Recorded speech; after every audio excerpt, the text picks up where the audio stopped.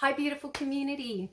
We're going to look at citrine today, which is one of my absolute favorite healing crystals. I'm going to share with you what I think are the top 5 healing properties of citrine and why I use it. But I'm also going to chat with you a little bit about what to look for when you're purchasing citrine as well. All right, I've got a few beautiful pieces of citrine here that I can't wait to show you. So let's start with the basics. Here's a chunk of citrine. This is what citrine looks like. It's a beautiful yellow crystal. It grows naturally in points, but it comes in tumbled forms commonly as well.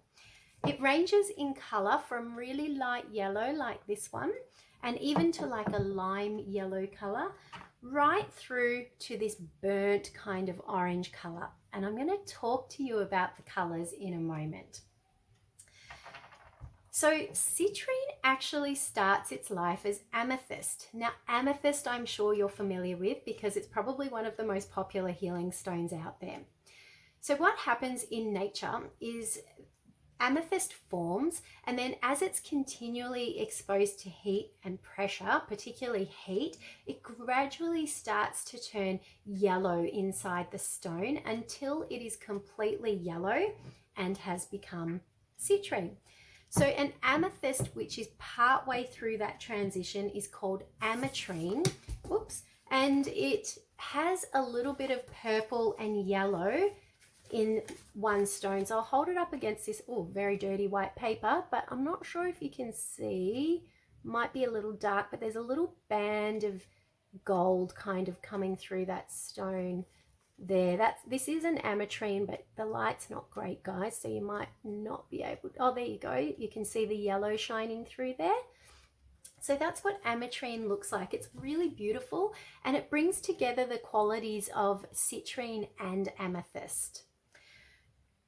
So because there's such a big demand for citrine in the crystal healing world, this unfortunately has kind of opened up the pathway for heat-treated amethyst. So amethyst is mined in large quantities, and so to generate more quantities of citrine, amethyst is taken and heated in special ovens and until they kind of turn yellow. So they're kind of forced to make that transition a little ahead of schedule.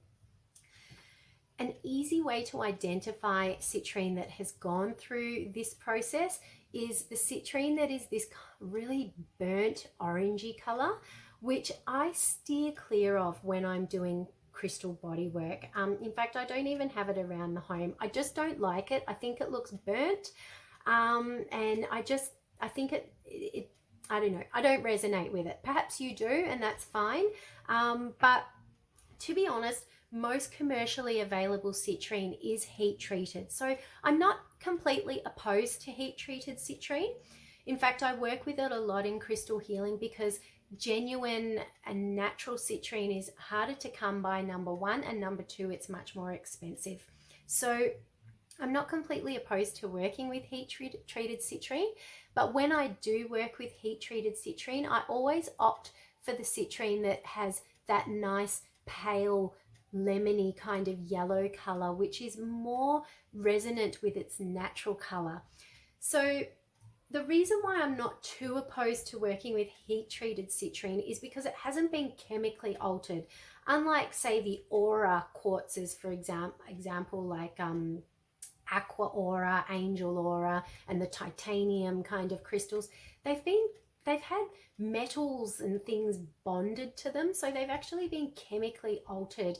And to me, that's kind of akin to genetic modification. So the actual structure and integrity of the crystal has been altered. So I don't work with those types of stones at all. If I ever have them, which I actually don't, but if I did, I would only ever use them as decorative pieces. But when I'm working with crystal healing, I like natural stones and stones that have as much integrity as possible. So citrine's about the closest I would get to a fake crystal, but I don't consider it fake given that it's just been heated. Nothing's actually been bonded to it. It hasn't been modified on a cellular level. It's just been treated with heat, which it would have done anyway if it was left in the ground for longer. So that's where I stand on citrine, but your stance might be somewhere different, and that's fine too. So here's another beautiful piece of citrine. This is a citrine point, and you can see it's still got that nice light yellow color. Okay, so what are my top 5 reasons for loving and working with citrine? Well, starting with number 5, citrine is my favorite stone when we're working with confidence. Because citrine is yellow, it resonates with the solar plexus chakra. This chakra is all about our light and shining ourselves forward with the world. It's about our confidence, it's about our creativity, and it's about all that goodness and self-esteem and all of that good feeling about ourselves. So working with citrine at the solar plexus chakra can really help with bringing confidence. It's a super stone for anyone who's perhaps struggling with low self-esteem, or who's someone who's been emotionally traumatized or been put down a lot. Then citrine's a really wonderful stone to help them feel good about themselves, but also help them share that part of themselves with the world, which can be really scary, and it does require a lot of confidence. The number 4 reason why I love working with citrine is it's a stone for abundance. So it's right up there as one of the top stones to use to attract abundance to your life.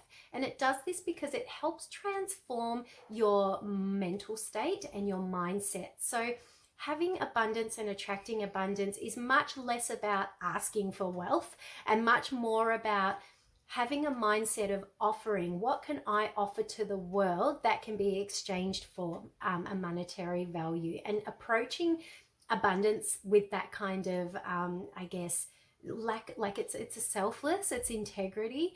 Because when you ask for abundance, when you say things like I wish I had more money, or if you're praying or working with intention grids to create more abundance and it's coming from that place of lack, like you don't have enough of it, then that's a place of ingratitude, and the universe actually matches that vibration. So what you end up is attracting is less, not more. So citrine is a really great stone for abundance because it helps us get into an abundance mindset that we need to start putting ourselves out there, offering things of value and attracting abundance in return. The third reason why I love working with citrine is it's an amazing stone for helping us break addictive mindsets and addictive behaviors. So probably all of us have something that we are really attached to, right? That's not serving our greater good. It might even be a phone addiction, but it could be something quite extreme like an alcohol or drug addiction or gambling addiction. And working with citrine helps us step out of that kind of attachment and that dark energetic state and into one of more integrity and more self-value. So it helps us to break those cycles of neediness and craving and looking outside ourselves for fulfillment and finding that within ourselves.